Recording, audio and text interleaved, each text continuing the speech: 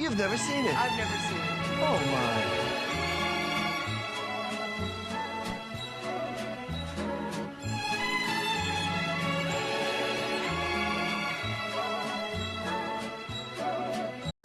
Welcome back to the year of genre filmmaking.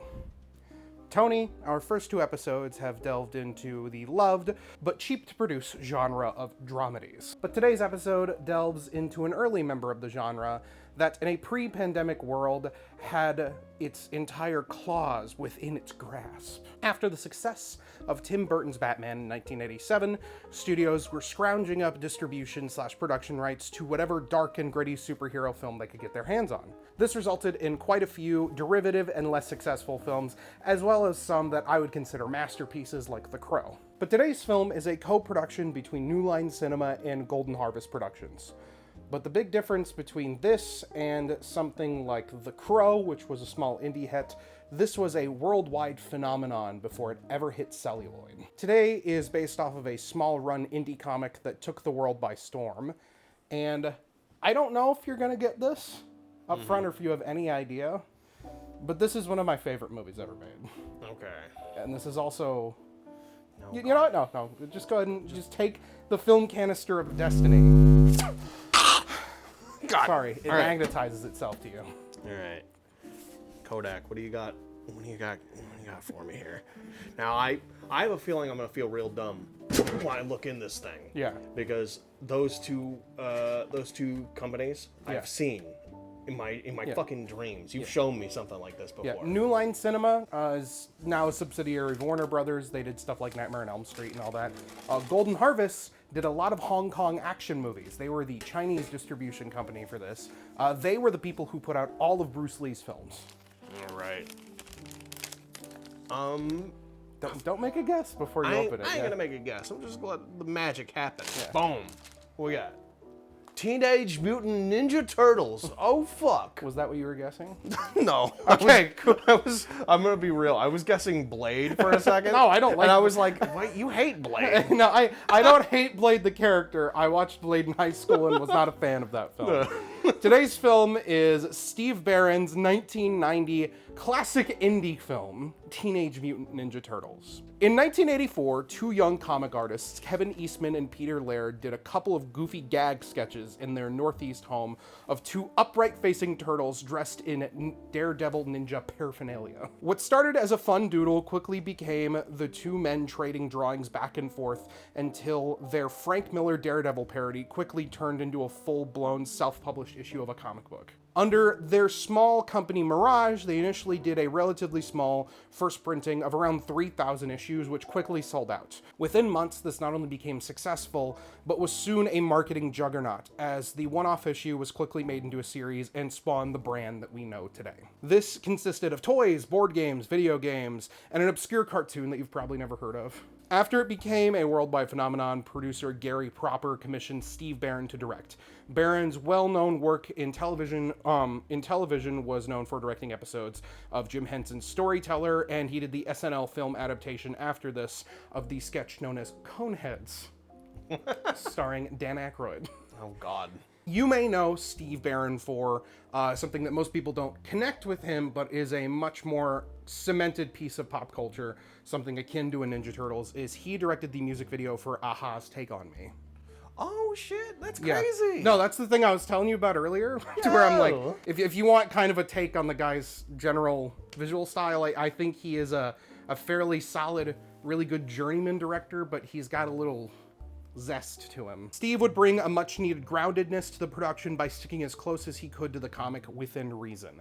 The main plot is taken straight out of the initial one-shot and the Raphael one-shot issues, which also introduced Casey Jones into the fold. So they're kind of combining 2 or 3 issues into this one kind of conglomerated, fairly simple, small-scale story. It manages this while adding the colorful personality of a lot of the cartoons characterizations of the turtles. They're not all necessarily this dark and gritty thing. The one that kind of retains that is the fucking punk-ass little one of the group, Raphael. The effects are done by the Jim Henson Creature Shop, and this would be their first major film that would show off that they could do grounded awesome, great creature and special effects, and they didn't just need to be known for the Muppets. Not that that's a bad thing to be known for, obviously. This released at the time to a good amount of controversy, involving the level of violence, a pretty minimal amount of cursing, but enough to get parents all riled up, and the overall darker tone that I guess they were expecting, because most people associated this with toys and the cartoon. Yeah. Not to say that this movie, I wouldn't call it goofy at points, but I definitely do think it really understands a comic book super, super well. Not even necessarily just the Ninja Turtles comic book, although it does do that. The Mirage comics are fucking sick. And they're great. And I love them. Tony, I'm sure you heard quite a bit about this growing up on the internet in the era that we did, which was dominated by a bunch of nostalgic Gen Z heads. Well, I know the Jim Henson effects. I know like some of the goofs and gaffs and behind the scenes sort of stuff for that.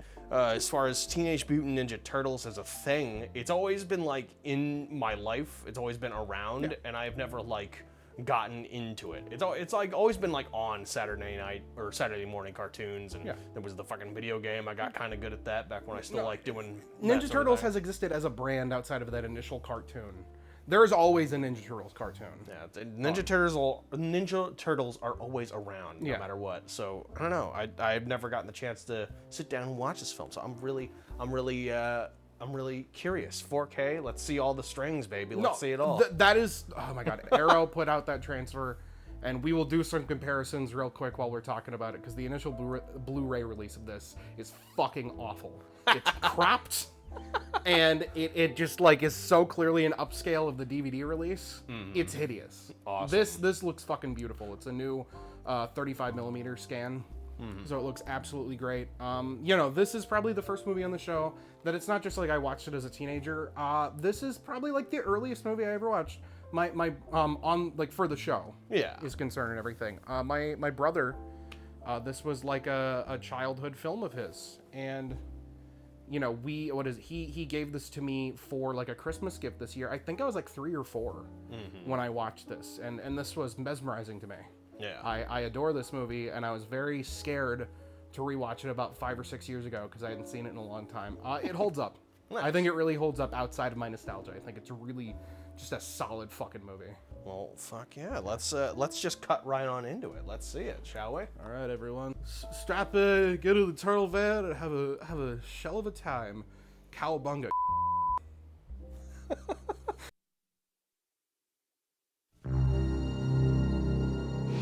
Our family grows. The city itself will be our playground to use as we please, rewarding ourselves and punishing our enemies. We've been looking for you, Miss O'Neill. There is a new enemy, freaks of nature. Together, we will punish these creatures. What the heck was that? Looked like sort of a big turtle in a trench coat.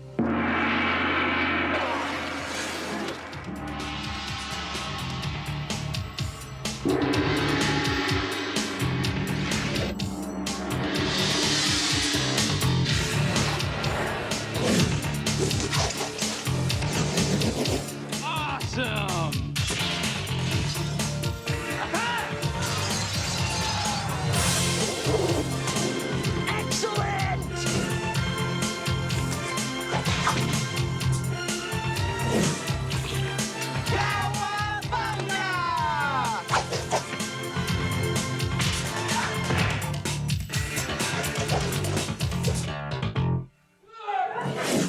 Yeah! I love being a turtle!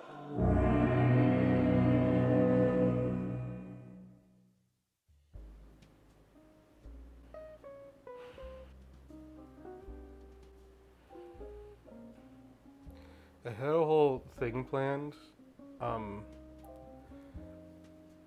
I did not buy this for this. I've had this outside of this. To show you how much of a real fan I am. But this fucking hurts. Alright, but now that we have made it back, Tony, from our little trip down on a farm, learned some lessons, had some spiritual communications with our father. Tony, would you care to give a brief plot synopsis to the 1990 classic. Celebrated its 35th anniversary last year. Teenage Mutant Ninja Turtles. It's New York. It's 1990. There's a crime wave going on. We are introduced to our characters who are young. They're out to like help change the world a little bit, but they're also just so happen to fucking be big old turtle guys. Awesome! Righteous! Bossa Nova! This plays oddly very little into the story as far as character goes. They're mostly just rough and tumble kids that want to like prove themselves and to do something good in the world. There's a crime syndicate that's run by this man named the Shredder. You learn that there's connections between these characters, their master, and this man, who we slowly but surely get introduced to as things get more and more screwed up. Characters get drawn in from here, there, and everywhere. It all feels very natural, and eventually you just have a big, long fucking series of fights. People go out to the woods to ponder how they fucking lost. We have one more redemptious, return of our heroes who get fucking stomped flat by this old master. And, well, it's kind of like many 1990s action flicks that would come fucking after it. I wonder...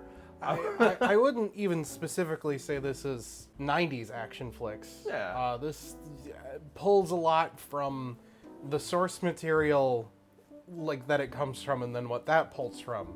This pulls from the comics, and the comics pull from Frank Miller's Daredevil, and Frank Miller's Daredevil pulls from Kung Fu movies. Yeah.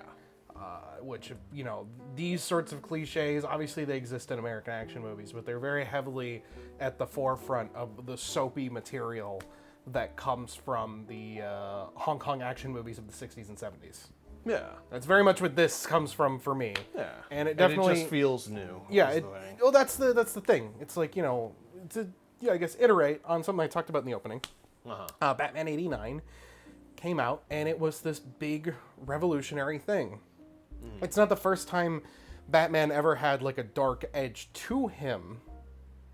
There's comic books, there's years of that. There's, even newer comic books. Dark Knight Returns had already been out for 5 years at that point.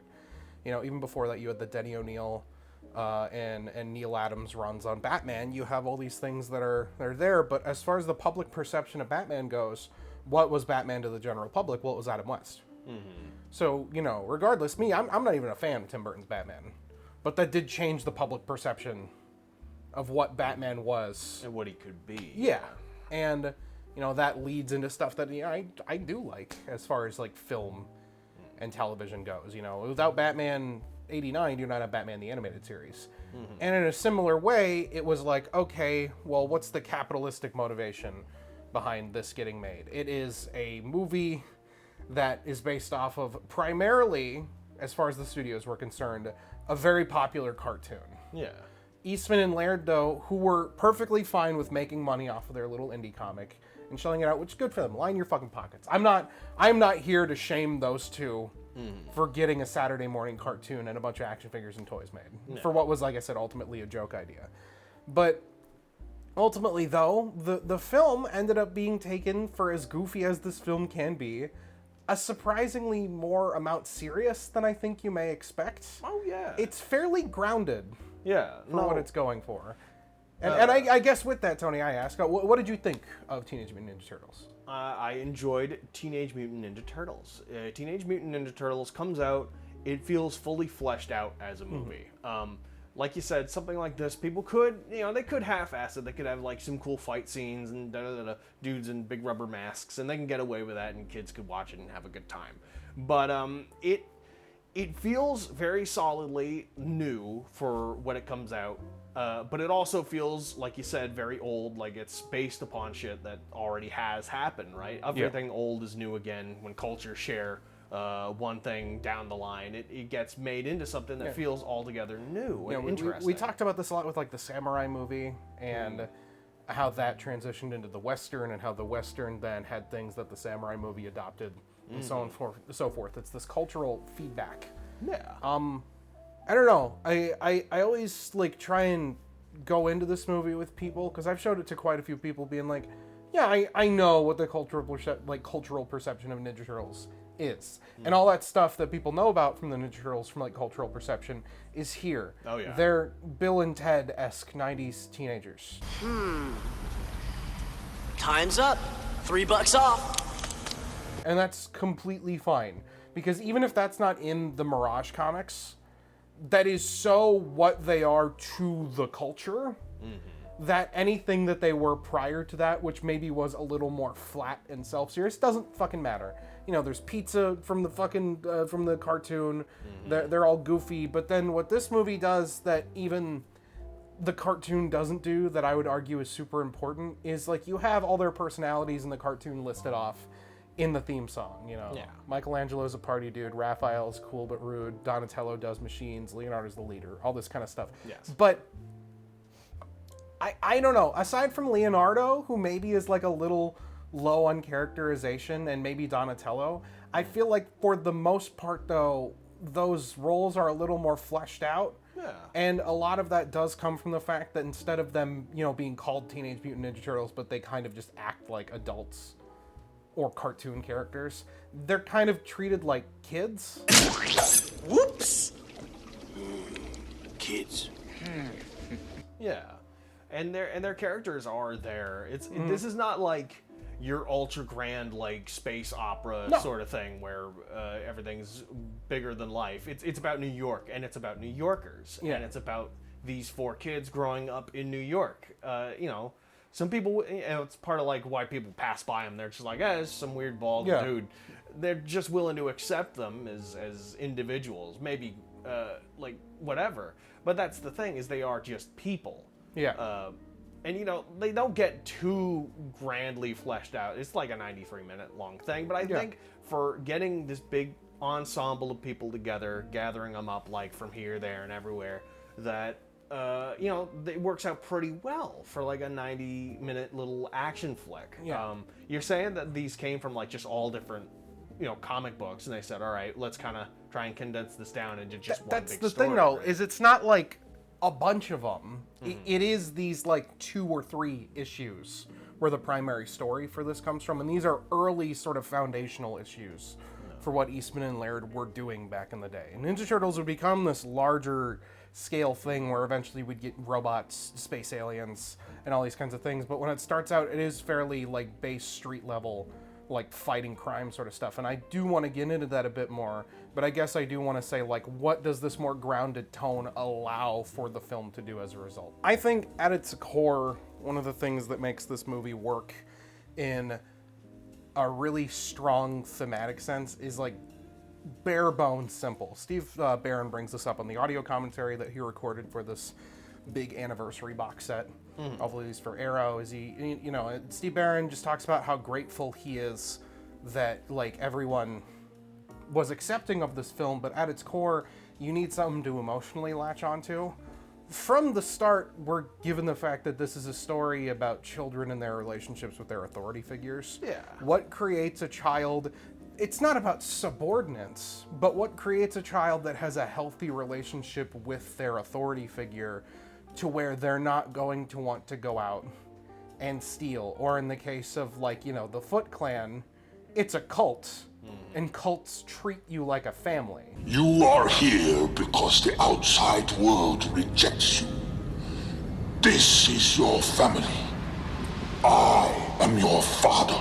Yeah, how are you going to keep your kid out of fucking Pleasure Island? Do you do it by scalding them every day, or do you do it by spending time with them and getting to know them and working with them, that sort of thing? The thing I guess I really like about all these kind of boys within this group is all of them sort of represent a lot of these different archetypes of kids. Obviously, Leo is like a teacher's pet, but he is like the most, I would say, emotionally mature out of all of them. But that makes him kind of uncomplicated as a result.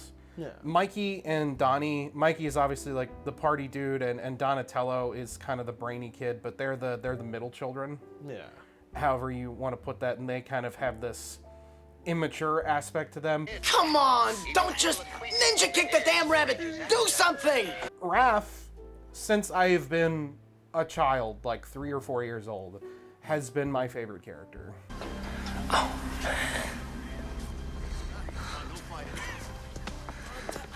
Let's get him in the car. Raphael is a kid with a chip on his shoulder who, every time he fucks up, he gets in his head about it. You know, the opening sequence where we have, like, we're showing, like, the crime wave around New York and how it's this sort of systemic thing going on and how maybe it's this repeat of this, like, Japanese crime wave with the locals over in Little Tokyo. There's a reporter named April O'Neil, famous character everyone knows about. She's reporting on this, and she ends up getting mugged on the way home by some of these teenagers who are a part of this cult. And in the process of that, they get rescued, and Raph leaves behind his sai. And you get probably, I think, one of the most iconic shots from this movie is just his eyes from underneath the sewer as the lights are flashing around under his breath. He just goes, damn. And then he goes down, and you get that fucking just great score as the opening credits are happening, and we're pushing through the sewer pipe, and you get that shot of the fucking shadow going up, and the big-ass pop art title. Major League Butt Kicking is back in town! Oh yeah! It gives a declaration for what exactly the movie is. Yeah, and it sets up like they're on their way back to their hideout, and it sets up everyone else is like partying, like, we did a good job, we did a good thing, but Raph is kind of towards the back, and he's kind of mulling over the fact that, oh, geez, I lost my sai, and he brings it up. That's the first thing that he's got to talk about is, I lost my sai, I can get it back, and he takes that all in. I lost the sai! Then it is gone. But I can get it back, I can get it back! Raphael, let it go.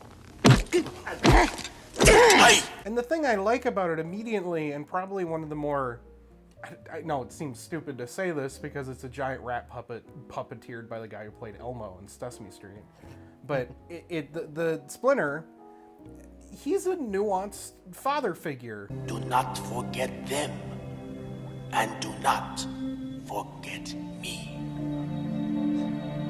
I am here, my son. You know, he has all these strict rules about ninjutsu. You need to stay in the shadows and everything. He's worried about his boys possibly being discovered and people being terrible towards them. But ultimately, it's like protective. But he's emotionally mature with all of them. And he can see Raph has a lot of clear emotional issues.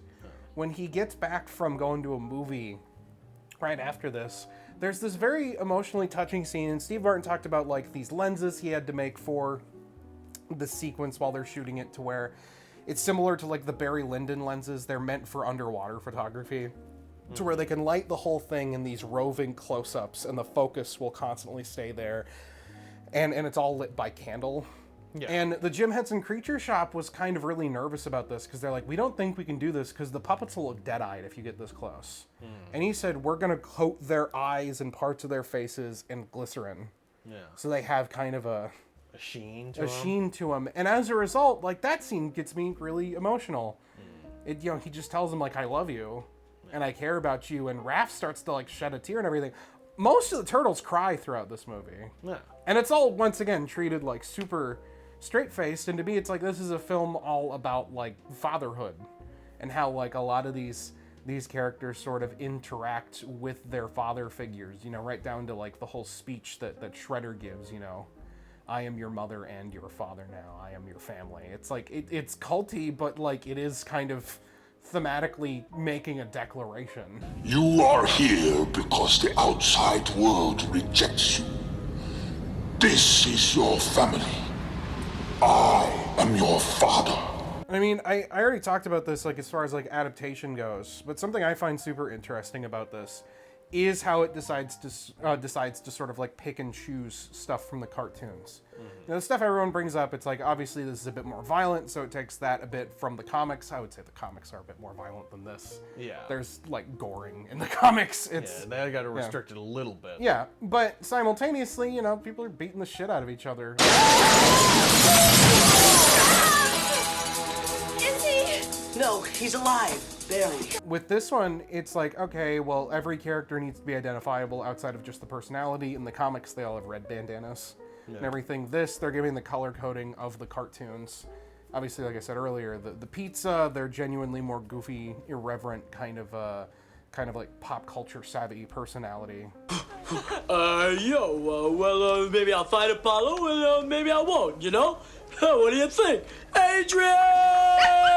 I think that ultimately ends up being a movie's strength instead of referring to it as like an adaptational weakness of the Mirage books. Yeah. Yeah, with a lot of things, you know, you try to square the circle between different source material and trying to make something that's edgy but not too edgy, that's goofy but not too goofy, and it can come off as like very contrived and very corporate. Yeah. And yeah, obviously this is still somewhat corporate because Yeah. you know, it's cartoons. But It's it toys was an to independent. shell. It was an independent film. Keep in mind, this Yeah. was sort of being put into production while by a producer. Eastman and Laird were super involved with the production for this, and I think that shows. Ultimately, that the people who made it, because I think at its core, it still really is getting at sort of like the heart of what those comics are trying to think about, which is, like I said earlier, the whole conceit of we're pulling from kung fu movies. This has the feeling of like a revenge flick. Yeah. Simultaneously, while pulling in this very, I would feel like tender core between a lot of these characters and everything. And that goes into like the tone and like the visual atmosphere. Lots of heavy uses of like floodlights to create super sharp and fucking like distinctive shadows and everything. Characters are lit in a very distinctive way. Lots of fog machines. And like with that tone, I don't know, it's, like I said, it adds like a general kind of like groundedness. Everything in this movie's dank and dark. And then that's kind of contradicted by, I would say, a fairly upbeat but sometimes kind of punk rock score. Well, that was a crime, you curse-scrubbing pukes. And this is the penalty. This movie's music is strange in a really good way. No, we can get into the fucking music. Get into. What are we getting? What are we getting, Tony? I don't. Tony's musical hour. You can't fucking be. Ooh.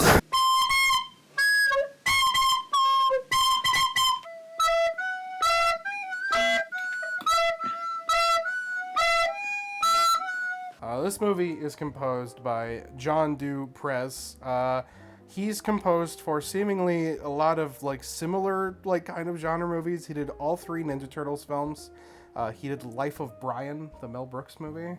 And just finding out about this, because I did not check this earlier, he did UHF, which I just showed Tony recently. Which is a fucking baller movie. Yes, a lot of fun.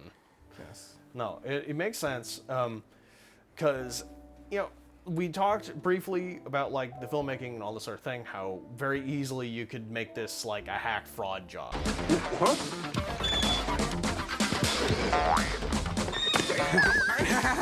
And in the same way, they hold the same sort of attitude, or they could hold that same sort of attitude with the music here. You could just make, like, whatever generic, somewhat modern 1990s, 1980s music, whatever, and have them fight to it, and that'd be fine. You know, people would still watch it. But it is, like, very varied over the course of, very varied. It's very... It's varied. It's varied. Oh, man, is it varied. No, but it has a lot of different tones and ups and downs and different kinds of, like, musicalities to it over the whole thing. Like, there's some, like, somewhat orchestral stuff.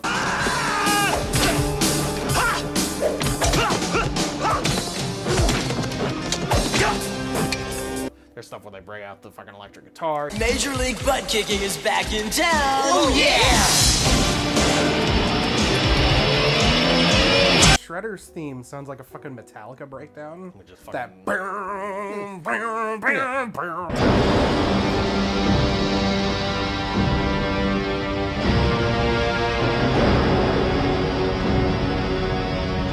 Fucking sick. But I think one of my favorite bit of music is actually one of my favorite moments in the whole fucking thing is with Leonardo's kind of like lament when he's sat up and he's watching over his brother. He's like, this is his great fucking failure. Yeah.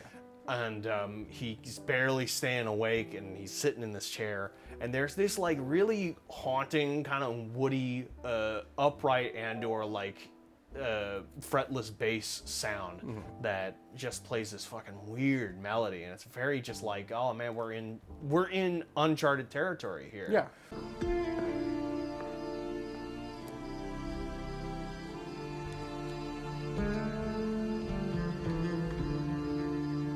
where, fuck, what are we supposed to do? He's like trying to figure this all out, and he's also just like turning his, he's turning his leadership role in onto himself. Like, the one time I needed to be, and I failed, and look what happened.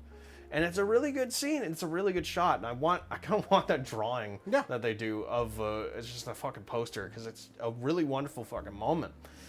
Once again, you could just hack fraud it. You could put like whatever generic piano score over that and be like whatever. But nothing takes some time. They really fucking try to make it interesting and different. And in the same sort of fashion, it's like, okay, well, what's like the opposite of that? The main fucking theme is this like boisterous fucking level of like actual instruments, synthesizers, all fucking coming together. Yeah. It's fucking heavy percussion, like really distinct melody. It's fucking great. Yeah, that's good. Yeah, and it sounds like, I mean, this is a 1990 film, so I wouldn't be surprised if people were just like that, do that. That's really good. Let's do that some more. Because that feels like what the whole decade would kind of devolve into. I guess this will bleed into characters, but as far as like a good single like fucking piece of like electric guitar music. Fucking Casey Jones' character introduction. Yeah. I don't just have this because I'm a virgin. That's only part of the reason. Well, a little bit. About an 80-20 split. Exactly. I have this because this was one of those moments of like, I grew up with this movie, and I remember as a kid, I didn't know who the fuck Casey Jones was, because the couple VHS tapes I had did not have Casey Jones episodes on them. No. So when I went and watched this movie, I'm like, that guy's cool.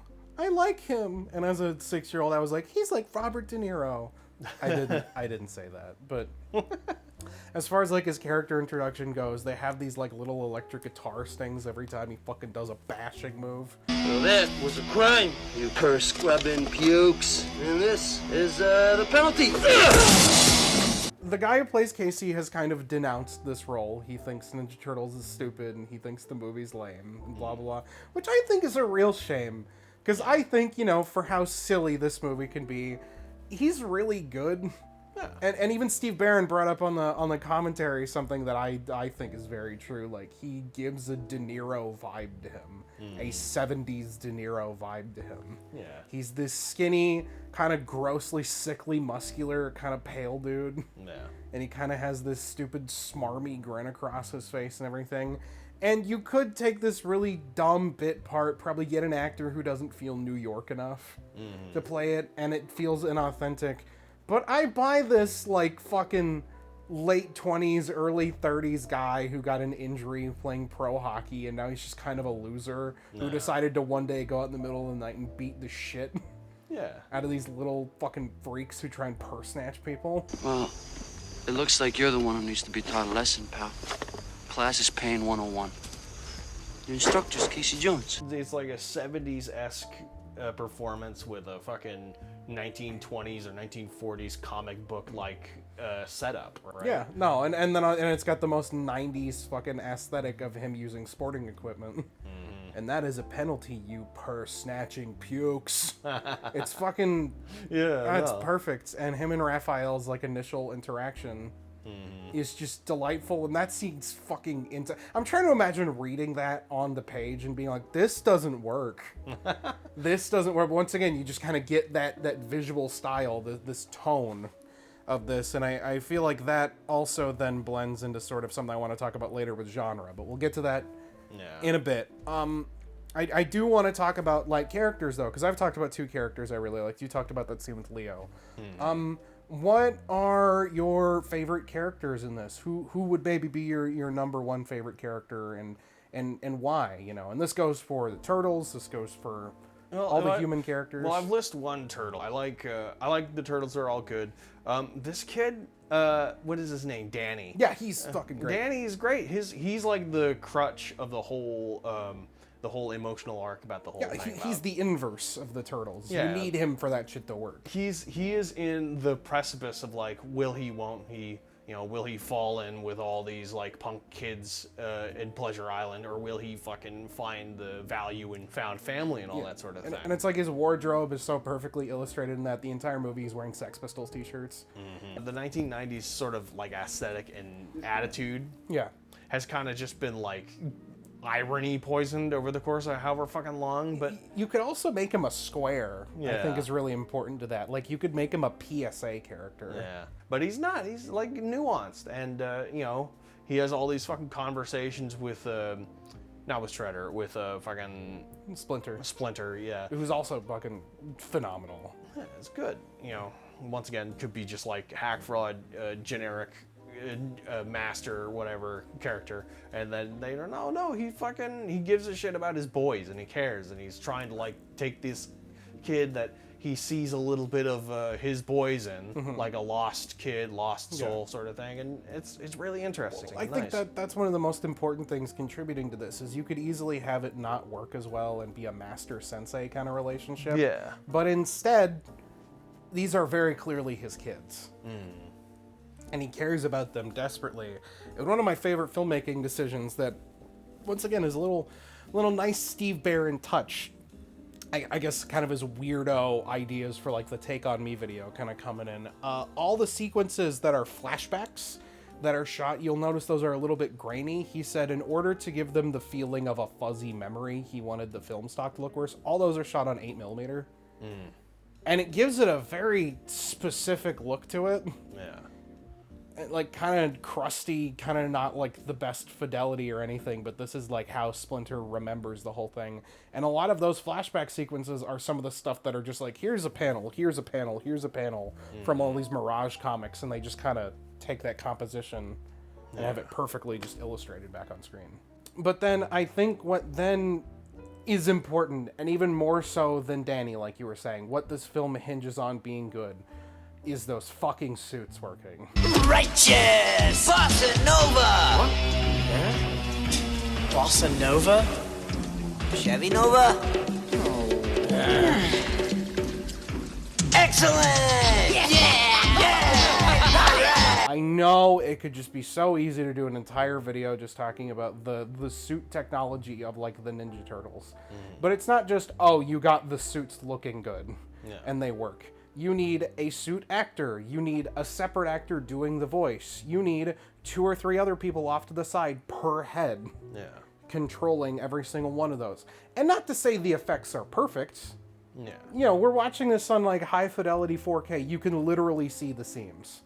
Like, but I don't know. I don't have like a problem with that. There's been the meme to shit shot that Steve Barron brought up in the commentaries. Like, I've seen stuff like that on the internet. People have posted that where you can see it's not an eye, it's the guy's mouth.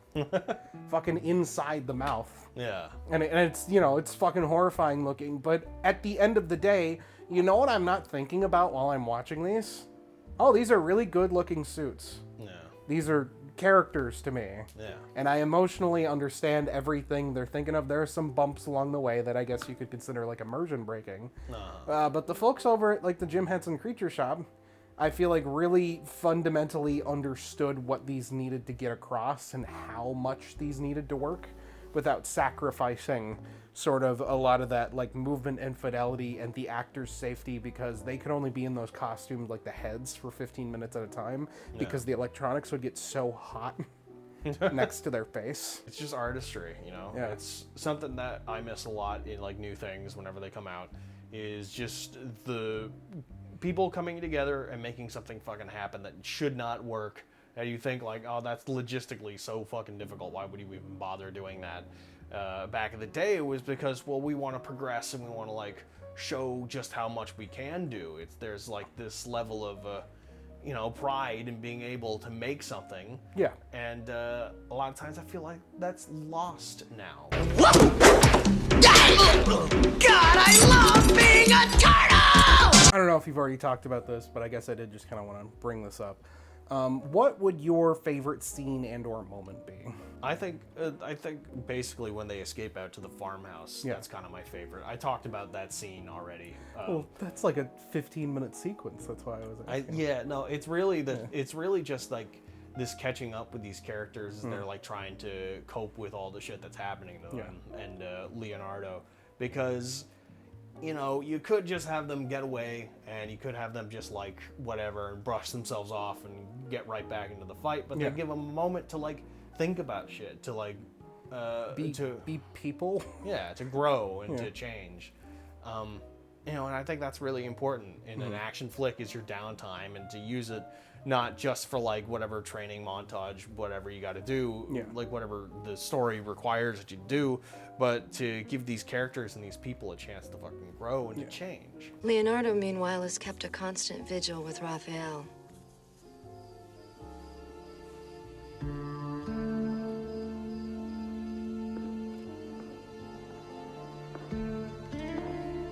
I guess in a similar facet, like, I have a bunch of scenes all over this that I'm like, no, I like this moment, this moment, this moment. Shredder obviously has like one of the most iconic villain deaths, like, ever. Oops!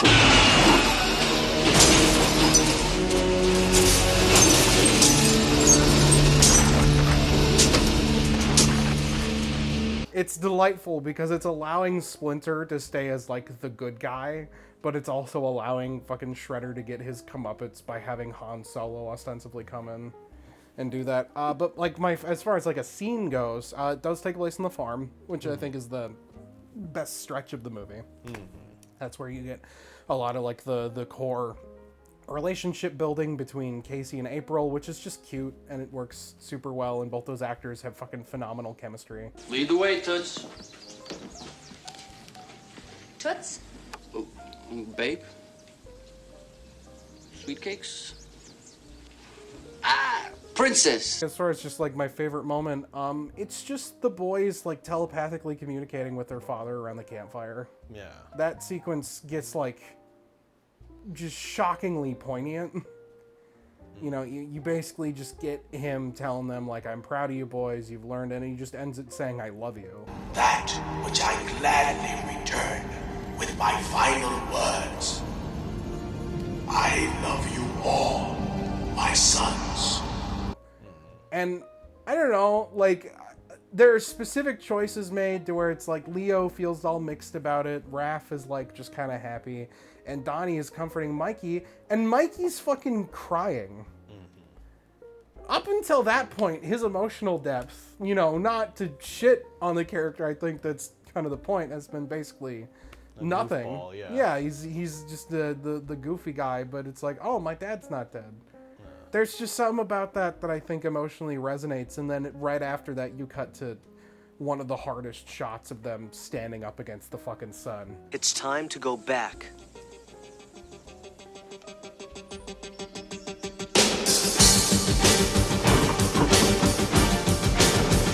Now, on to, I think, one of the more interesting facets of this movie, and sort of how it's viewed now and how that's almost laughable. The controversy surrounding its release. Controversy. The language.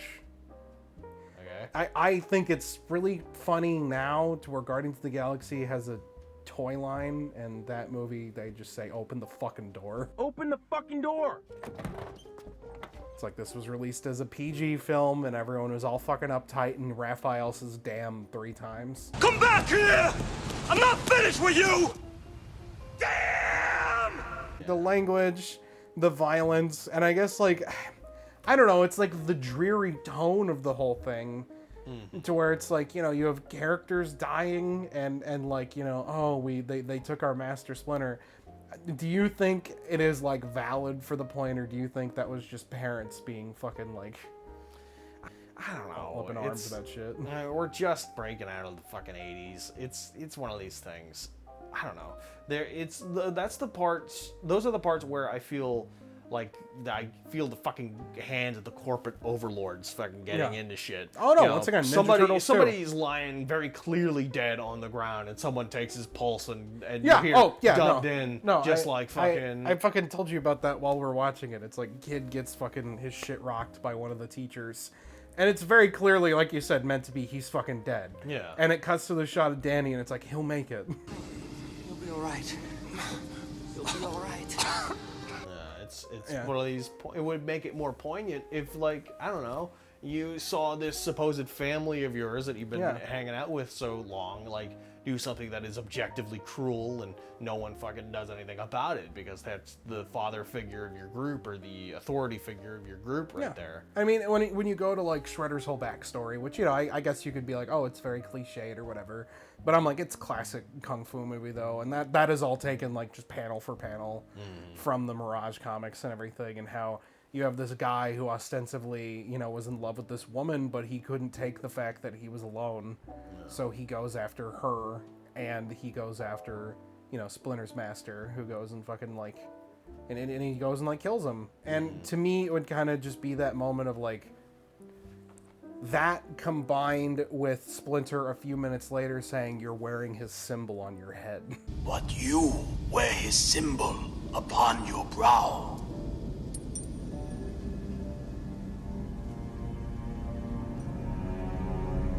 And it's kind of that moment of like, ah. Yeah. There's a couple little bits like that where you could tell the corporate meddling was not good for the overall product. You know, it was not good. Well, it's good for the product. Yeah. The thing that it's we're not good sell. for the piece of art. Yeah. It's not good for the thing that you actually want people to remember. But it does make us money. But also... Yeah. At the end of the day, the fact that this movie was affected that little... That they managed to get as much done. Maybe it's just because it's such a small production, like you said, and they just didn't feel like whatever. I'm pretty sure this was just like distributed by New Line, and it wasn't a thing to where they had like their hands in to give them actual money. Yeah, maybe they just got lucky in that way that there was only a little corporate meddling, and instead of it getting fucking choked the life out of, you know. And that, I guess, gets into like a little bit that I wanted to talk about to sort of wrap things up with genre and Steve Barron. If there's one thing that became clear when listening to the audio commentary is Steve Barron is my exact favorite kind of auteur, someone similar to Orson Welles, to where all he wants to do is credit every single person working on this and not himself. He talks about how this was a scrungy little indie movie, how he thought no one was going to go watch it, but how he had like a really good but difficult time making it. And when it became this worldwide phenomenon, he was like, oh, this is great, thank you, but he wasn't expecting it to stick around all that long. 35 years later, you know, this is getting... You remember, this got fucking re-released last year in theaters. And he was like, no, there are kids still going to go watch this and get like get something out of it. And he was like, I'm very proud that I was able to make something of that. And he's like, he's naming, in this commentary, he's naming gaffers that he probably hasn't seen in like 30 years. You know, he's naming cinematographers. He's naming every suit actor individually. And to me, I'm like, no, you're a good dude. And that to me is so respectable, but the thing that he is like talking about so vehemently with the filmmaking is he's also talking about just how important it is just to get that baseline story there.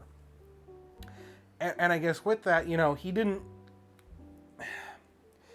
treat it as a kid's film in the derogatory sense. This is a film that he intended to be viewed by children, but he wasn't looking down on them, and I guess that kind of does get into the genre discussion now. Children's films are oftentimes used as a scapegoat for studios to make garbage. You know, if there's one thing you and I have gotten deeply depressed by when we're stuck in a theater watching trailers is when we go see an anticipated animated film that's coming out and we have to watch the barrage of modern children's film trailers.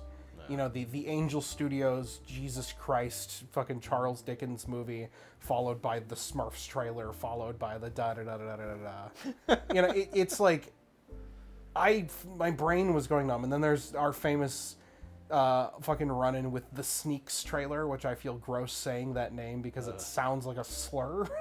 The anthropomorphic sneakers movie. So when I look at something like this, I don't know. It's like this is where I sort of get into the whole conversation of genre. This is genre filmmaking. This is action. You know, you talked about sort of like a lot of things that like people would take from this movie later and superhero movies would take from this and sort of like dilute and squeeze all of its juices out then. I don't know. The Ninja Turtles never felt like superheroes growing up to me. But when I put this, like, look at this, I'm like, it's a superhero movie. And then I asked, like, okay, how much of that categorizing really makes a difference. And how much of categorizing this as like a kid's film to the point where like, well, we have to make it a kid's film. So then the second movie, we're going to ruin any semblance of tone and charm, and Ninja Turtles are going to beat the shit out of people with sausages and yo-yos. Yeah. Like, I don't know. And that gets into the whole idea of genre as a corporate marketing tool. In this instance, how important would you say, like, I don't know, how important would you say genre is? Especially because this is something that ultimately is designed to sell toys. I mean, yeah, no, this one could be placed in like so many fucking genres, and you know, depending on how you view it, maybe you get something out of it, maybe you don't. I think the fact that it crosses so many borders and takes bits and pieces from this, takes bits and pieces from that. It's a kid's film, but it's not like talking down to kids. It's an action film, but it's allowed to be a little fun and a little goofy around the edges. And also like super heartfelt. Yeah. And like really human. It's a kung fu movie. It's an action flick. It's a little bit of everything. And, you know, and it's, if you want to call it a genre, it is a 90s action flick. And yet it feels its own thing. It feels unique and it feels interesting. And really, it's just all the artistry underneath that is important, really. You can use genre to say like, oh, it's this, that, and the other thing as a pitch to be like, we should watch this movie. It's da-da-da. But I think it's really more important that this is just a good, solid movie overall. Okay. And final question, as I have ended every episode this season so far. Does genre matter, Tony? I'm beginning to feel it don't. I'm beginning to feel it not really at all. You know, the more of these that you show me, the more I'm like, not. You want to be an asshole about it, perhaps, but no, not really. Yeah, it's kind of, I guess, the point I'm trying to draw to, and we're only halfway through, and that's the whole thing of just like, if genre is such an important thing in how we decide to categorize film, then why the fuck are so many iconic genre films not really easily able to be categorized? Tune in next time to see if that answer becomes any more clear. Any promos for it, Colin? Anything? All I'm gonna say is the Spy Kids are here to save the world.